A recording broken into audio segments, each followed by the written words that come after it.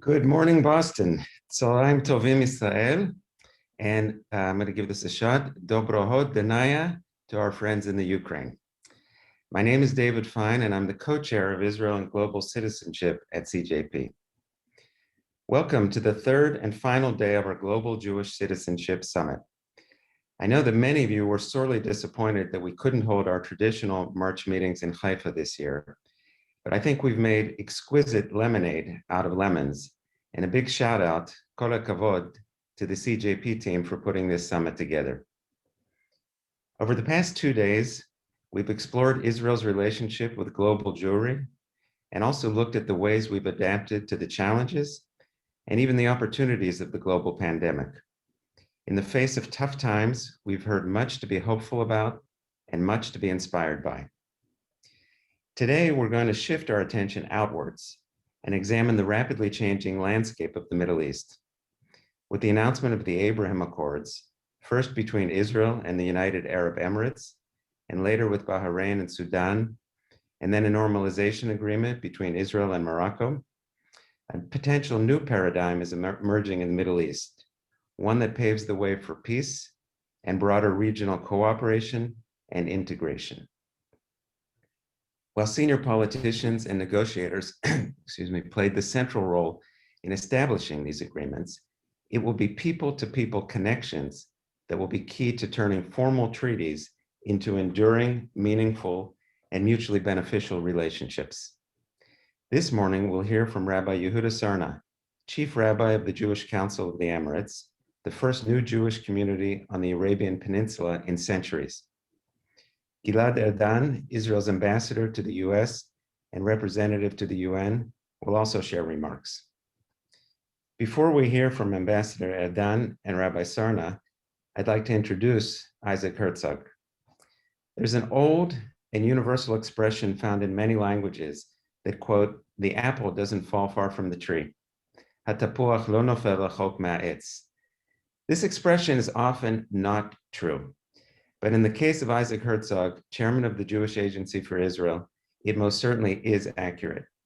Mr. Herzog comes from a family whose contributions to Zionism, Israel, and public service are legendary, and Chairman Herzog has passionately and enthusiastically continued the family business, serving many senior roles in the Israeli government.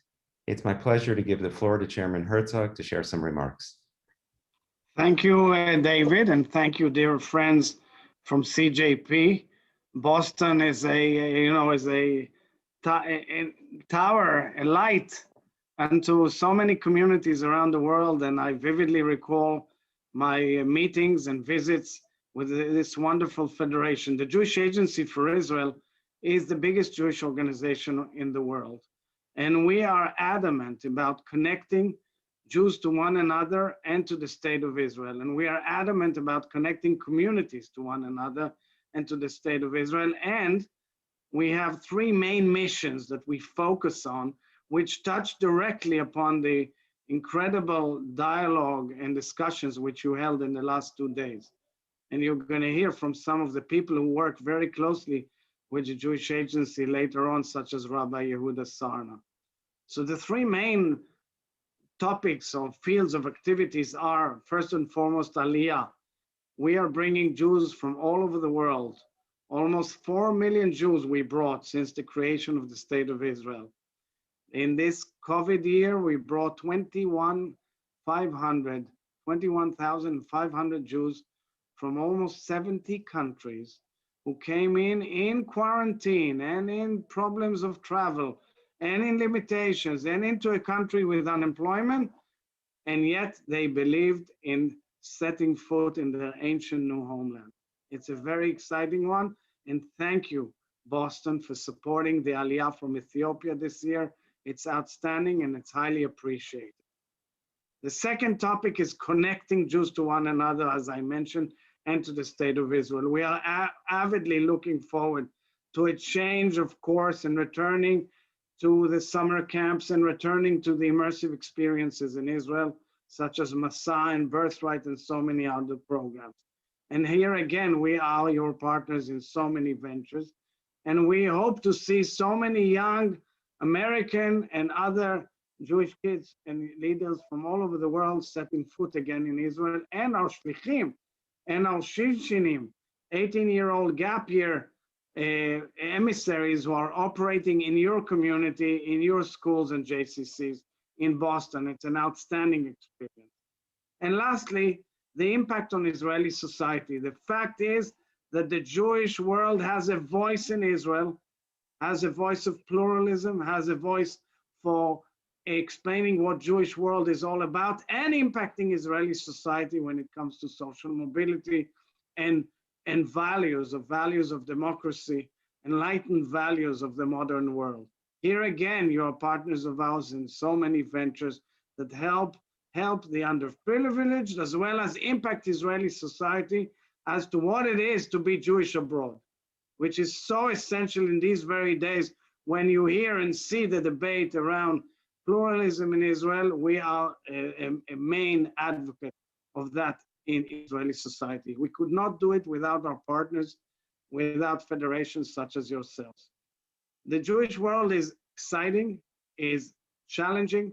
This year we helped 75 communities which were almost collapsing around the world with our own resources. During COVID, we've established a unique platform which is called J Ready to rescue Jews and help them all over the world. We are fighting anti-Semitism as well as aiding security to communities who are in huge distress.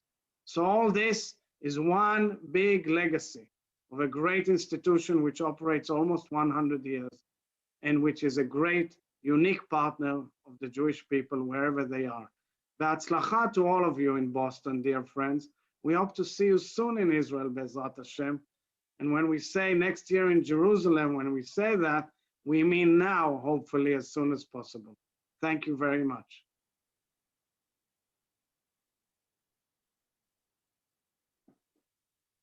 Good morning to everyone in Boston, and good afternoon to everyone in Haifa.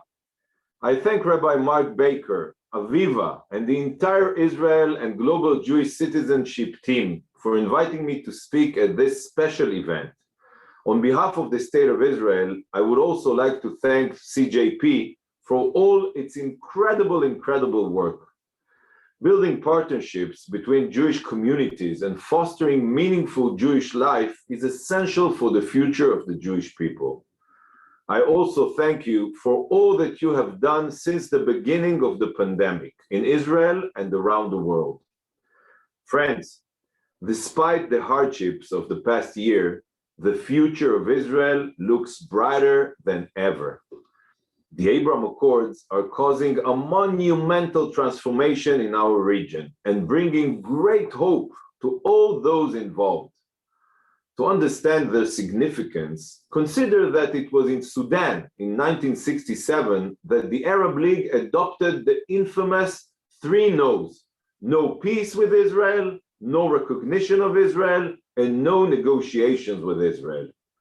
Today, Sudan, Morocco, the United Arab Emirates, and Bahrain replaced these 3 no's with 3 yeses: yes to peace with Israel, yes to the new Middle East, and yes to a brighter future for our children.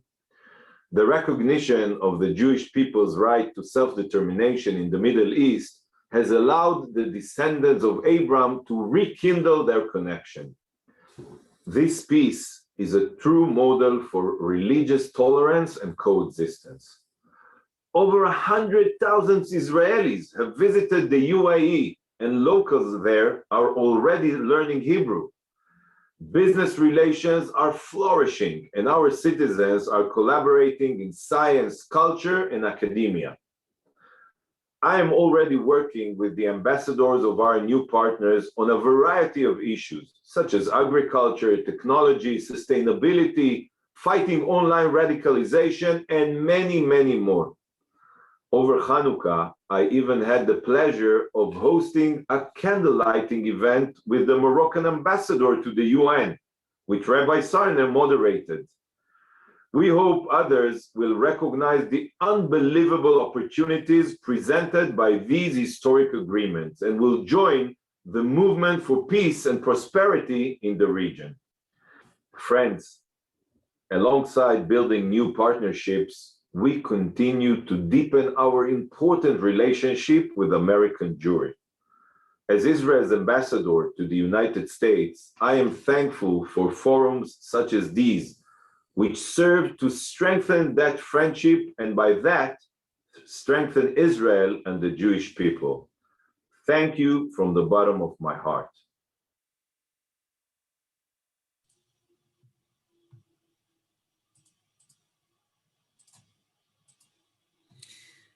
Wow, thank you so much to Ambassador Erdan, and thank you to Chairman Herzog, to both of you for your leadership.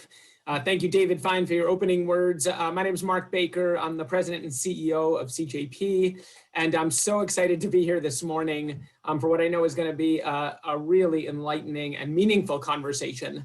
I'm here with Rabbi Yehuda Sarna, who you've heard mentioned now several times, and whom I'll introduce a bit more in a moment.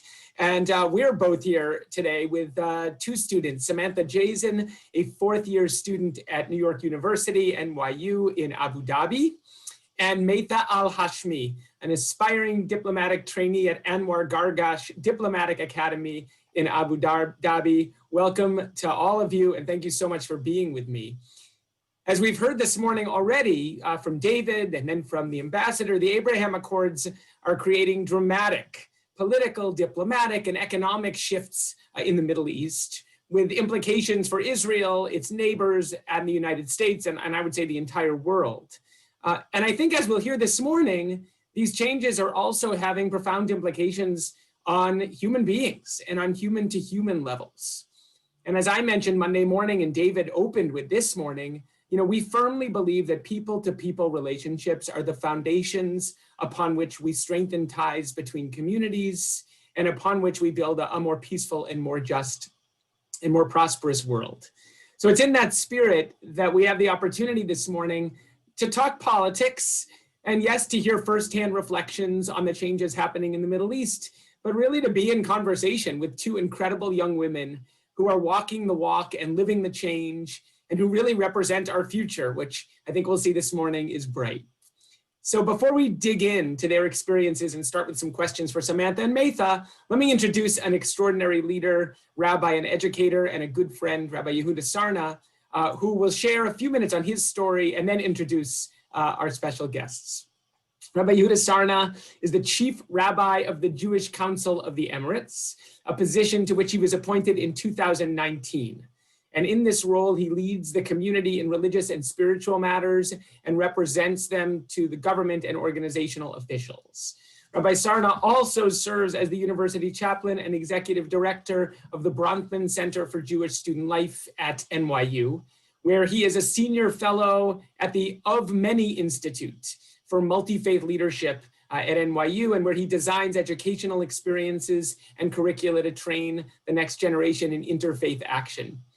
Rabbi Sarna was one of the principal subjects of Chelsea Clinton's 2014 documentary, Of Many, which premiered at the Tribeca Film Festival and aired nationally on ABC in 2017. And he was appointed to the Muslim Jewish Advisory Council, a project of the American Jewish Committee and the Islamic Society of North America to lobby for legislation increasingly vigilant of hate crimes. As you can see, Rabbi Yehuda Sarna does a lot. And when we talked in advance of this, he reminded me to remind all of you that in his heart of heart, he's an educator. He's passionate about inspiring and educating the next generation, which I think we'll see and hear this morning, and has a firsthand view of students like Samantha and Maitha and the change they're already making in our world. So Rabbi Sarna, welcome. Thank you for being here. Oh my God. And let me just open, Rabbi Sarna, by asking you, you have an amazing story yourself. And, we'd love to hear just for a few minutes about the path that led you from being a student at Yeshiva University to being the chief rabbi of the Jewish community of the Emirates. And maybe when you share that, you could just give us a little window into the Jewish community there, its size, its history, and what we should know about it as we open this conversation. Sure. Not before saying thank you to you, Marc, and to your whole team. It was a phenomenal team, both in Boston and Haifa. And also, thank you, Boston, for your talent. I just hired Sarah Cohen as my chief of staff, who's a Boston native. I think studied with you, Marc, at Gann Academy, and she's just phenomenal. Look, it's an interesting journey. I studied at Yeshiva University and then started at New York University, really not knowing the full kind of global scope of NYU's footprint. And when in 2007, 2008, they announced they're going to open a campus in Abu Dhabi, I thought it would have absolutely nothing to do with my work. When I was invited to go in 2009, before the doors at NYU Abu Dhabi even opened, I said yes, I'm an adventurous person. And then when I looked at a map about where the UAE actually, see where the UAE actually was, because I didn't know, and my guess is that actually many people listening also don't know.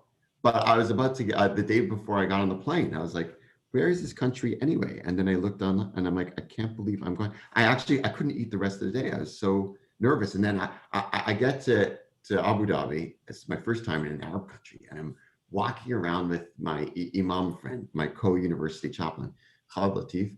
And we're in a supermarket and he says, wait here for a second. I have to go to a different aisle. And I was, for the first time, alone in an Arab country. And Marc, I had to confront my own stereotypes of my own fears of Arabs, because in that moment when I was left alone in a supermarket, I was sure that I was going to get stabbed.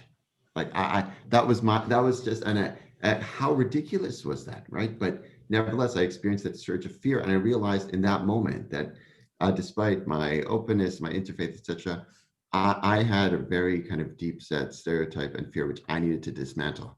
And I think many in the Jewish community do have that. And this is one of the reasons why I'm so committed. That I went back to NYU Abu Dhabi year after year.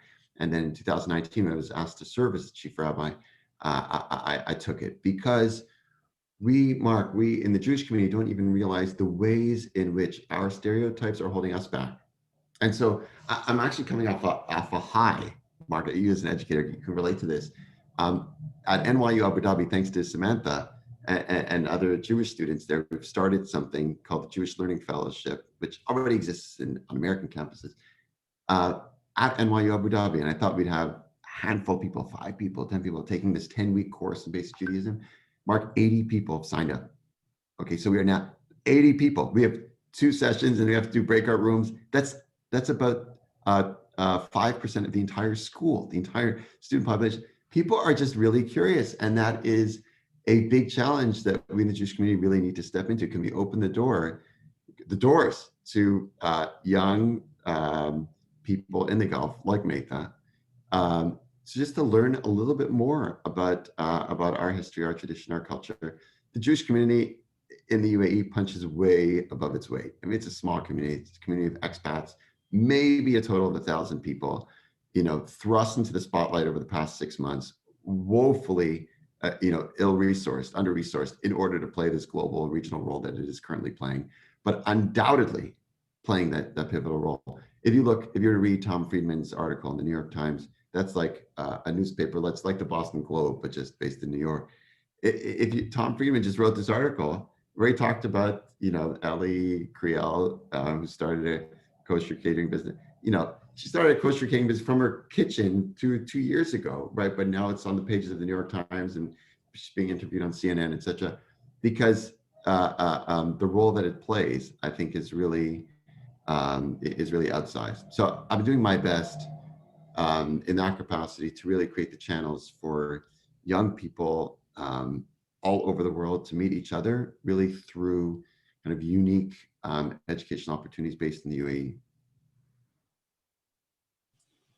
Great. I think we'll have more chance to get into more particular questions about the Jewish community there, but you want to just say a couple words about Samantha and Maitha, and then I'll open with some questions for them.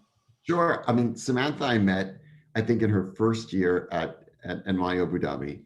And I think it was a holiday, maybe it was Rosh Hashanah, I don't remember, but we kind of found each other. And every time I meet somebody like Samantha, I'm so proud. I become so proud to be a Jew because I'm like, here is somebody who so smart. She could have gone to any school in the world, even one of those schools in Boston.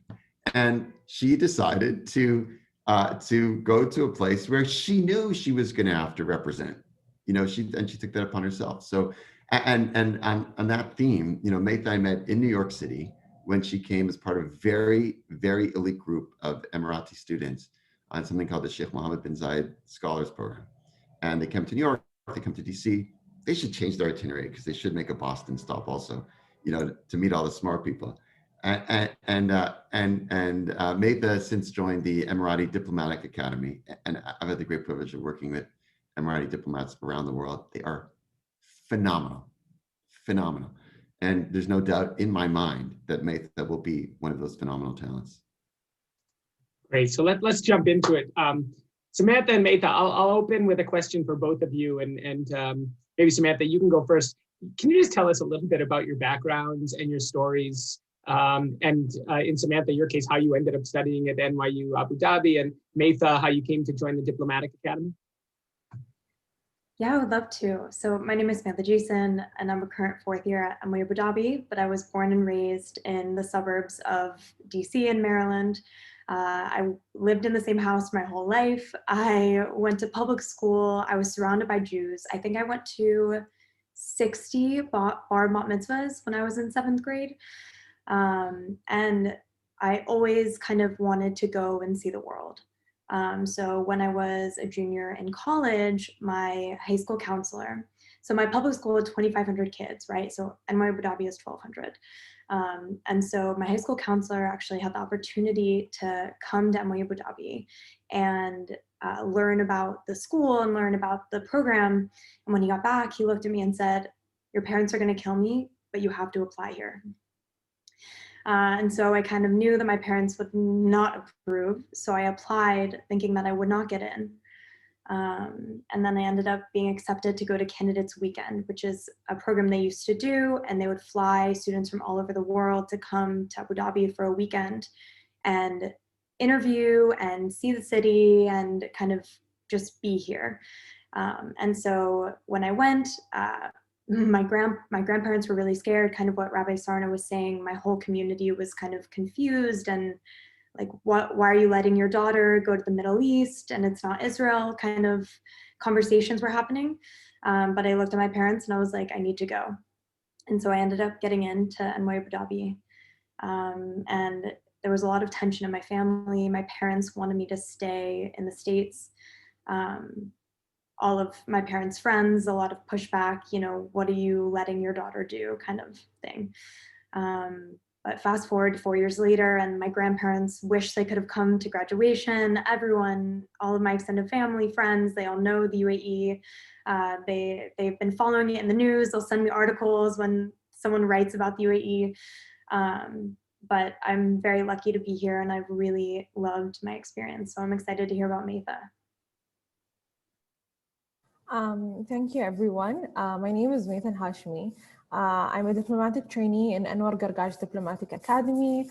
And if I think about how I ended up where I am right now, all I can think about is, as a child, I was such a curious child and I had so many questions in my head. And some of these questions were doubts about the way I live, the way my family lives, and the way my community is shaped, the way my culture is shaped. And I don't, now that I think about it, I don't know how I had these questions as a child, but I took this curiosity with me as I grew older. And I found myself fascinated with sociopolitics and seeing how fluid identities that are shaped by their ethnicities, their culture, their religion, the communities around each individual, and seeing how these small factors on an individual basis affect the community as a whole, and even a nation as a whole, and the world as a whole. And I just took that curiosity forward, and I decided to apply for a bachelor's degree in humanities and social sciences, which I did in Zayed University. I did a program in NYU AD, like Rabbi Sarna mentioned, the Sheikh Mohammed Scholars Program. And basically what made me apply for the program is the same curiosity. It's a program that was meant for Emirati students to go and explore other countries, go and explore other communities, and go and explore different sorts of people. And 10 years ago, maybe even a bit later, if you ask a person to go out of their comfort zone and go meet people that are different than themselves, they're going to be scared.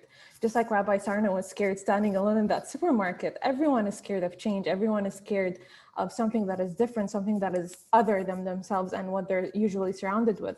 But I find that experience so fascinating because I stand there in the middle of a crowd with so many different people and seeing a lot of these people disagree with me on so many things. And I love that. I love the fact that I can be wrong so many times. My stereotypes are proven wrong. Everything, maybe things that I had my identity grew around, values and morals, they've been wrong. And it takes bravery to admit these things to yourself, to admit that you were wrong. And I feel like this entire journey just brought me here because as a diplomat, inshallah, I will be a diplomat in the future. I just want to take these values that I hold now, these values of tolerance, these values of being brave enough to face different people, sit with them at the same table, have dinner with them, talk, disagree in a respectful way. And I just want to like share these values because if I think of any single conflict that is happening right now in the world, it's happening because some person is scared that someone different than themselves is going to take their position, their power, things that they're entitled to, things that they feel were given to them their whole life and might be taken away by someone that is different. And I feel this conversation happening right now with Jews and with Americans is perfect because the UAE, like America, it's not a melting pot. It's not the sort of place where people come together and then they just mush up with each other and lose the essence of who they are. I feel like we're a salad. We all have our individual flavor, our individual values, and we just mix that up together and we end up having an amazing product or meal, if you can say. And I'm very delighted and honored to be here, and I can't wait to engage in a conversation that might leave everyone questioning a few things about what they believe in at the end of the day. Maitha, can I jump in and ask you a question? Marc, is that okay? Okay. I get this question all the time. People always ask,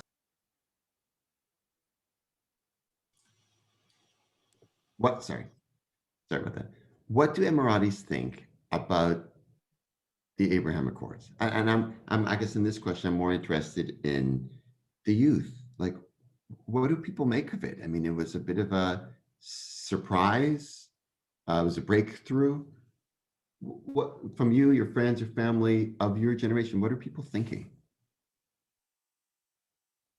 Okay, so I'm going to try to simplify this because, like I said, the UAE is very diverse. We have a lot of different people. We have conservative Emiratis, we have liberal Emiratis, we have all sorts of different Emiratis that don't really essentially look the same and act the same way or even think the same way.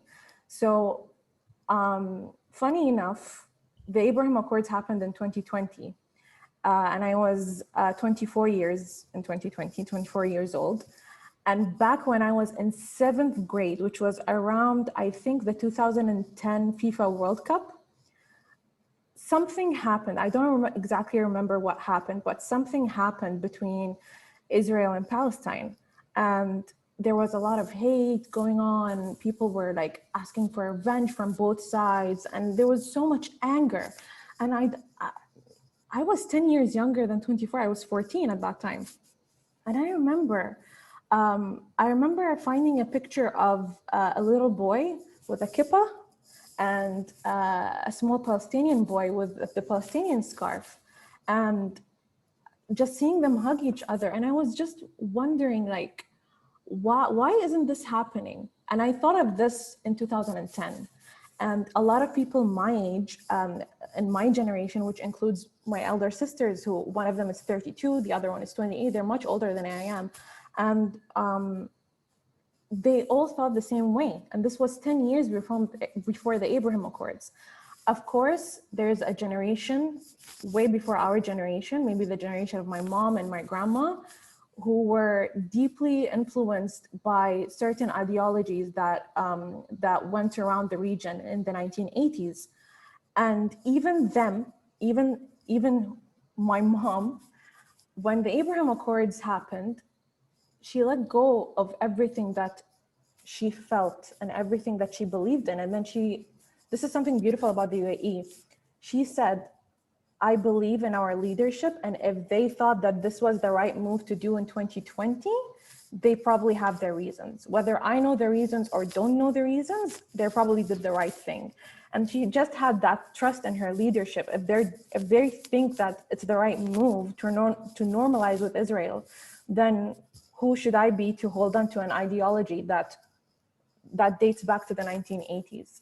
And this is just two different perspectives. The people of my generation anticipated this for 10 years, and we were waiting for it to happen. And then there's the generation of my mom who simply trusted the government, the leadership, and they thought, okay, if this is happening, let's accept it, let's go on with it, because what's wrong with having things go on differently?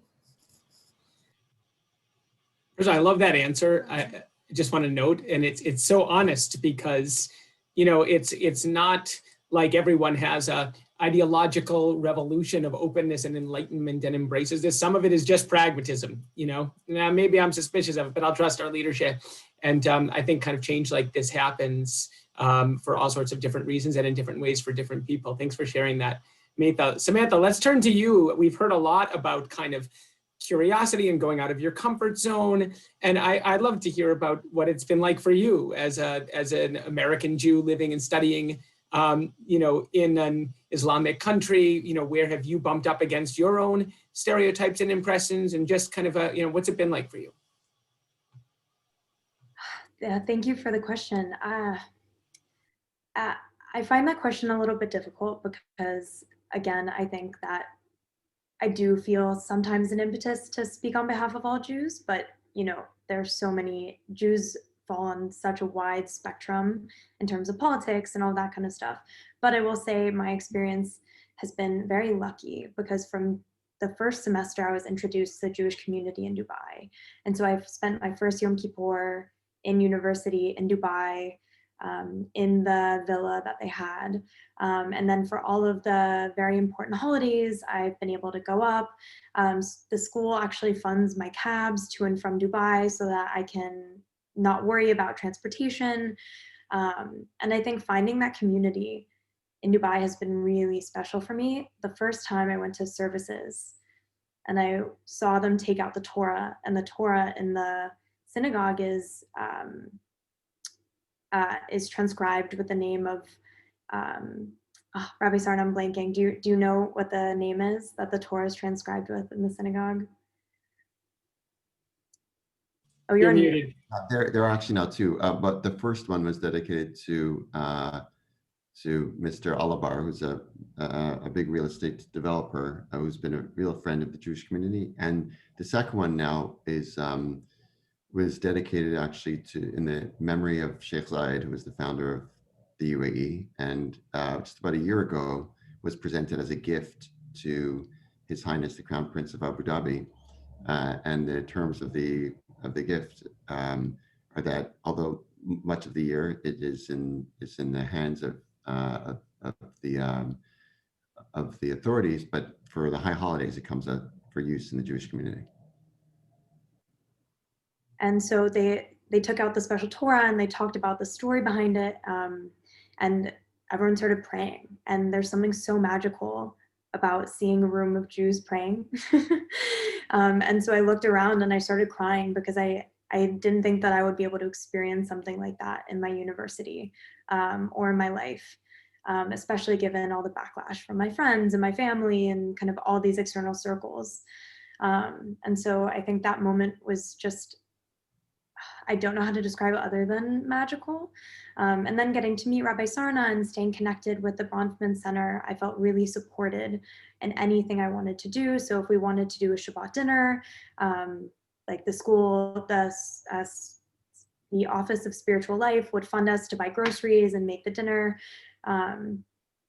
We did Passover last year during quarantine, and we created a Zoom Passover, which was really nice, and we could order matzah and grape juice and bone marrow, so everything that we needed. And I actually had the opportunity to study abroad in Tel Aviv. So my sophomore spring, I studied in Tel Aviv. And I think my learning about kind of all of the Middle East really increased while I was there, because I was able to take a class that was co-taught by an Israeli and a Palestinian professor. And it was a history class of the conflict. And so I think taking that class really expanded my view of Israel's place in the Middle East, my place in the UAE as a Jew. And I think it made me appreciate nuances that I don't know I would have been exposed to in my life had I not been there. And I think a lot of people see the world as very black and white, and a lot of Jews that I grew up with also do. And so I think it was a struggle for me to come back to my family and kind of explain what I'd seen, what I've learned, that might not match the rosy picture that is kind of portrayed in a lot of American media and a lot of kind of very Jewish circles. And so I think I always try to kind of take nuance when I talk to people. So if they lean very far to one side of each conversation, I try to take the opposing side, because there's so many arguments and so much history. And so I've had the opportunity to learn, and it's been pretty magical. I'm listening, Samantha, to you and Maitha to you, and I'm just thinking about a small group of educators, thinkers, tour guides, actually, including the amazing Oran Zaga, who's doing a postdoc at the University of Haifa, who is one of the leading scholars on the UAE-Israel relationship in Israel. And so with his group, what we're doing is we've been thinking a lot, and now writing actually, about what would be an educational vision, a pedagogy of bringing together, if we could, on a massive scale, let's say 100,000 young people over the next 5 or 10 years, Jews and Arabs together in the United Arab Emirates, to really have, to catalyze this kind of generational shift, to dismantle all the stereotypes that on all sides, we might be holding, but also to nurture the optimism and the promise, that we can have a different kind of Middle East. And I guess I'm curious, just from your experiences, what are like the key principles that it would take in order to design in order to bring young people together in a meaningful way that would help just peel away any kind of stereotypes or tightly held preconceptions about it? Like, is there a moment that you can point to that you found in yourself, okay, something shifted for me, something changed for me, I became aware of a kind of lenses that I was holding, which I'm going to take off now because I can see things firsthand? And that would be to either Samantha or Maitha.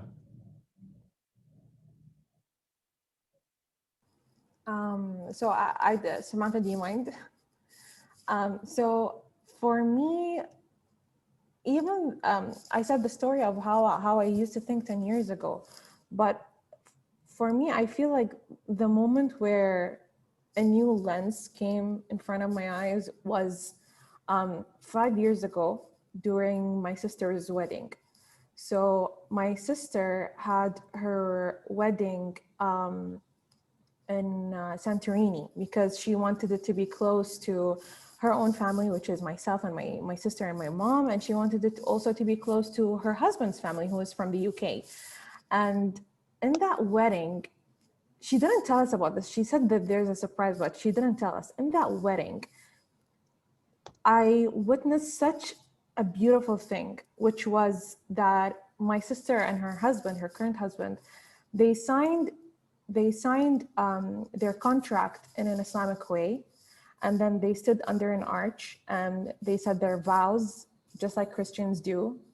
And then when they were done, I think you guys have a thing where you have glasses in a towel, and they did that thing. And I didn't know I didn't know about that. And I asked her, what's that glass thing? And then she said, this is what Jews do. And I was like, so what's the idea of having all these three things in your wedding? And then she said, well, that's because I have friends from all these 3 different religions, and all of them are here. And she started introducing me to her friends, and one of them were this couple. They were Jewish, and they're from the UK, and they were that was my first time meeting Jewish people. They were absolutely amazing. They were so, we talked about Palestine and Israel, and I've never talked about these things with a Jewish person before. And we went on for hours in a wedding while music is going around us. We just had our own bubble, and we started talking and talking. And it was such an enlightening experience, because just like Rabbi Sarna, I had this stereotype in my head of how it would have been if I met a Jewish person for the first time. And again, this happened 5 years ago, and I carry this with me till this day, because that interaction, I feel, and having it happen so positively and so wonderfully, it shaped every single interaction I've had since then with every single Jewish person I've met. I can't remember their name, but if I ever meet them again, I would give them a huge warm hug, because that small tiny conversation in that one day in Santorini, it was an experience for me. Can I jump in here really quickly? So I really agree with kind of the message of, having a space to really connect to someone that you would never met before. And I think there's something really beautiful about that, especially to Rabbi Sarna, your point about kind of creating this educational experience. Because in my first year, I worked for the Office of Community Outreach, and someone I worked with came up to me one day, and she was a Emirati, and said, can I ask you questions about what it's like to be Jewish? And you can ask me anything about what it's like to be Emirati. And so we sat and talked for 3 hours, and just nothing was off the table. Every question was put out there. And it was, I think it was almost freeing, because I think a lot of people are afraid to ask questions that they hold deep set beliefs about, because you're almost embarrassed about the way it can come across. I think a lot of people are very socially and culturally aware, and the way that plays out is by holding back rather than being very forward. And so if you're going to kind of create this educational space, I think having a no holds barred, ask any question you want about the other is really important, because we ended up finding so many similarities with Jews and Muslims and both of our cultures even. And so I think for me, that was the moment where I was like, wow, there's so much good here. And I can't wait to learn more. And so I hope that plays out with you guys. Love that. You didn't use this word, either of you, but I think one of the things you're describing is proximity. The notion of you got to be in relationship with people. It goes back to, and it's so, whether that's at a celebratory experience or a friend of a friend, that if you're actually in authentic settings with others, sometimes the barriers break down. And I love that. Samantha, I think that kind of, and then if we're courageous enough to then use those relationships to create spaces to have honest, hard, open, courageous conversations and questions, which often, by the way, don't happen, because even with friends, we're scared. And we're living at a time, I don't know if you see this, but, especially for your generation, there's a sense that, can I ask that? What if I say the wrong thing? Kind of honestly policing language. And I just would say that what you're describing as design principles in answers to Rabbi Sarna's question, they do require courage. And I think that's been a theme of this conversation. So thank you both. I want to ask you, this has been meaningful, hope-filled, inspiring already. We've got maybe 9 minutes left, and we will definitely end on something hopeful. But I want to ask you both, I feel like your generation are often kind of fierce critics of the world around you in a very important and kind of a generative way. And I want to ask you not just about what you're seeing among your own generation, but I do want to take us to the place of challenge. You've talked about what is working and what can work, but what concerns you when you look at the Middle East, the world, America, and you think about kind of what could get in the way of progress? When you look at, again, whether it's different generations than you, your own peers, just simply the world, what's maybe one or two big challenges that you think we're facing and we'll need to overcome?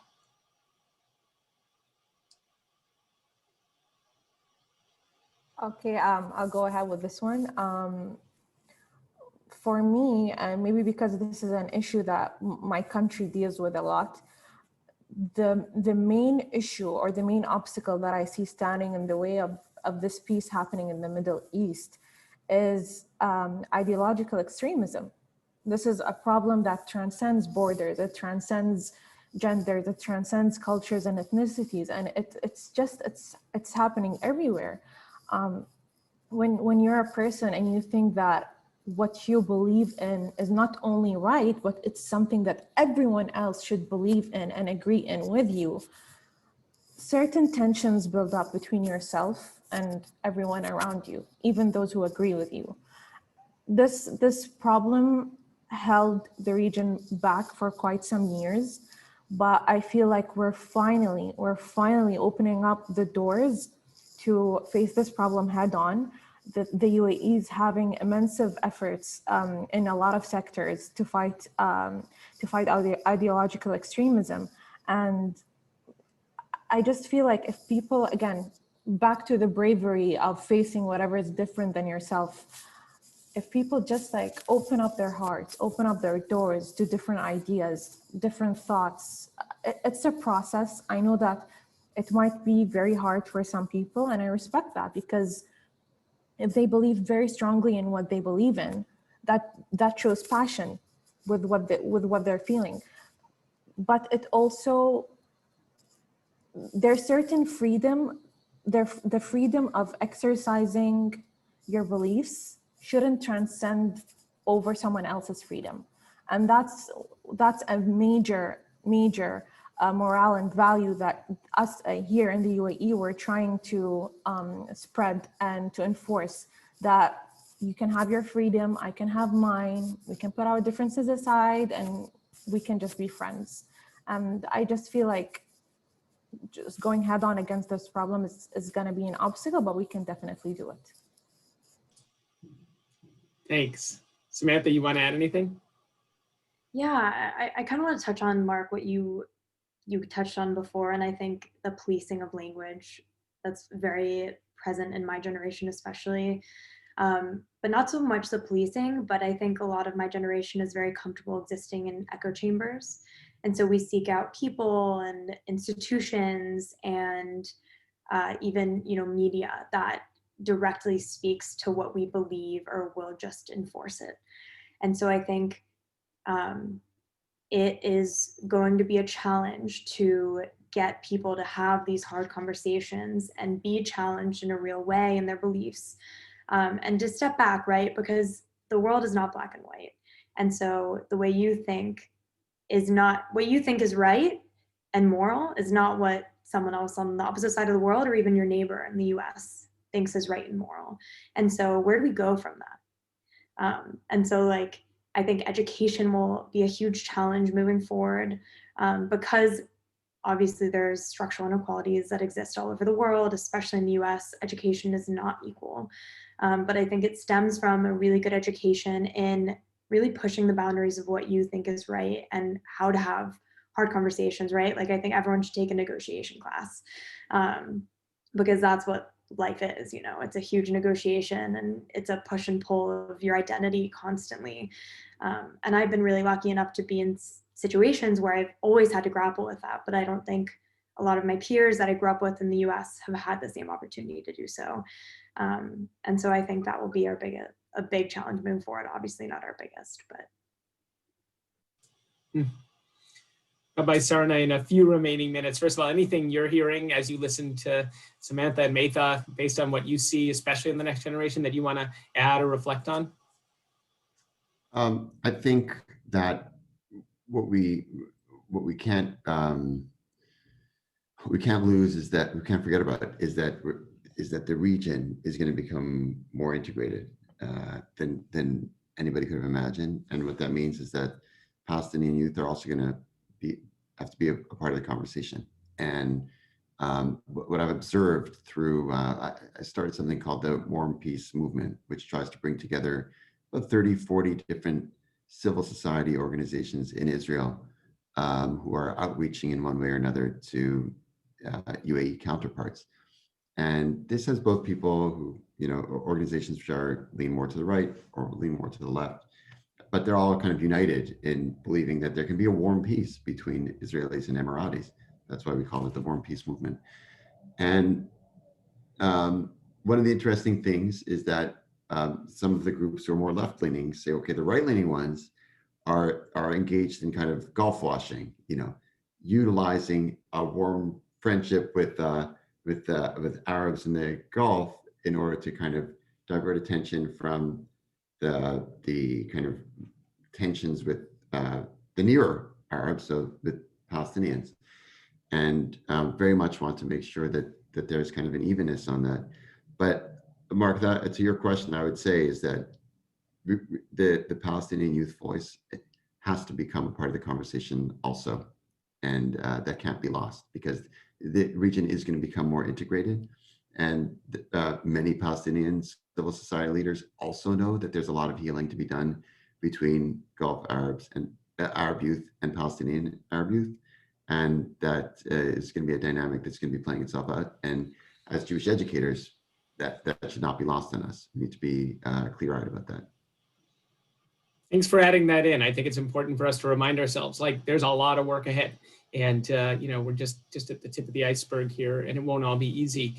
I feel like we could do another hour with the three of you, in particular, Samantha and Maitha, the two of you. This has been amazing. Let me just ask you, because we have to wrap up in a minute, whether either of you wants to close with any last word, whether you have a thought. I'm thinking about whether you have any guidance or wisdom as you think about our community here in Boston and these very large conversations and ideas, like a thought for us on what you think we should be doing as an American Jewish community here in Boston going forward, or just any last word that you want to share in reflection.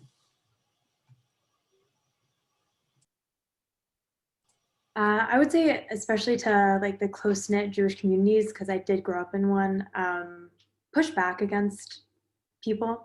So I think there are a lot of very long-held beliefs about the way the world works.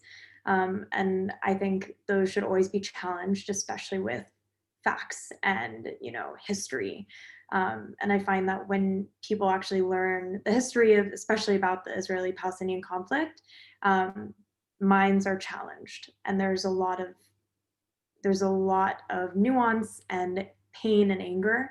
And I think once you understand that at the end of the day, people are just human, that really goes a long way in changing minds and kind of creating dialogue. So I would urge you to just push against those long-held beliefs. But thank you so much for letting me be here. This has been amazing. Thanks, Samantha. Maitha? So again, I just want everyone to continue asking questions, continue doubting things around you.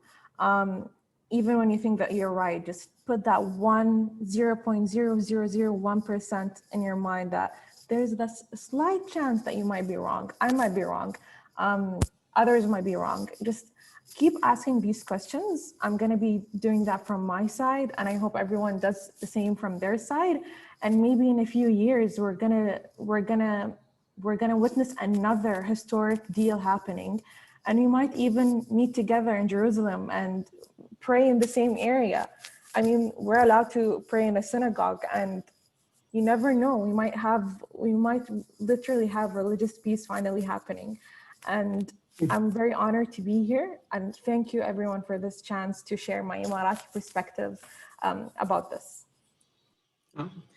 Amen to that blessing. Thank you. By the way, I want to just thank everyone who put questions in the chats and in the Q&A, and Rabbi Sarna, who answered live time, which was a great way to both answer questions and create as much space for Samantha and Maitha to talk as possible. What a beautiful way to end and to imagine the possibility of the future with eyes wide open about the challenges we face. I'll just close with a reflection. First of all, it was humbling for me to be here with the three of you.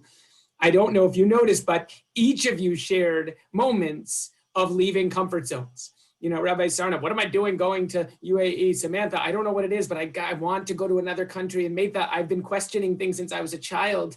And I'm reminded that, the name of this agreement was the Abraham Accords. And one of the defining features of Abraham, the father of all of our religions, was he was a questioner from a very young age. who had a sense something isn't quite right here. There is more to the story than what I'm being raised with. And I think the defining feature of him was he was a journeyer, both geographically, literally, and intellectually and spiritually. And I think it's at the essence of our different traditions, and really for me, of all great spiritual traditions. And moral traditions. So thank you for reminding us of that and challenging us to keep asking questions and trust the journey and to keep building the kinds of relationships that are going to be the foundations for the world as we want to create it. So this was wonderful. Thank you all. We look forward to another opportunity, and we look forward to welcoming you all to Boston when you can visit, and hopefully to visiting you in Abu Dhabi. And with that, I'm going to turn it over to my partner, Lisa Wallach, our IGJC co-chair, who will wrap up today and this 3-day summit. Thank you again to everyone for being with us for a great 3 days of conversation. Lisa. Thank you so much, Rabbi Baker and Rabbi Sarna and Samantha and Maitha, for your courage and your leadership. That was incredibly inspiring. As Rabbi Baker said, my name is Lisa Wallach. I'm proud to be co-chair of CJP's Israel and Global Jewish Citizenship Steering Committee, and I'm a past chair of the Boston Haifa Connection. On behalf of all of us, I want to thank you for joining us at this first ever CJP Global Jewish Citizenship Summit. We hope that you found these 3 days to be educational and inspirational, and we are thrilled that holding this event virtually allowed so many people across so many different time zones to participate. This goes to the heart of our work, to educate, engage, and empower our community in support of Israel and Jewish communities around the globe. On Monday, we heard from member of Knesset Michal Kotler-Wunsch on the challenges and opportunities facing the relationship between Israel and global Jewry and her vision for the future. Yesterday, we were introduced to Dr. Manfred Green, who shared insights into Israel's enormously successful COVID-19 vaccination campaign and how Israel's proactive and comprehensive approach has made it a light unto the nations. And today we were honored to host Rabbi Yehuda, Sarna, Samantha, and Maitha to discuss the evolving landscape of the Middle East and the role that individuals and institutions can play in advancing the cause of peace. We are so grateful that you joined us for this first ever Global Jewish Summit. We invite you to learn more about CJP and our work by visiting CJP's website. And we also want to invite you to 2 upcoming programs. On Thursday, March 11th, JCRC is holding an event featuring Reuven Hazan to discuss the upcoming Israeli election. And on Friday, March 12th, the Israel and Global Jewish Citizenship team will be hosting its next monthly community Kabbalat Shabbat, proudly showcasing our upcoming public art and education exhibit being run across the city of Haifa. You can learn more about these programs and how to register by contacting israel@cjp.org. Thank you once again to all of you for participating and to the amazing CJP staff for putting all of this together. We look forward to seeing everyone in person soon.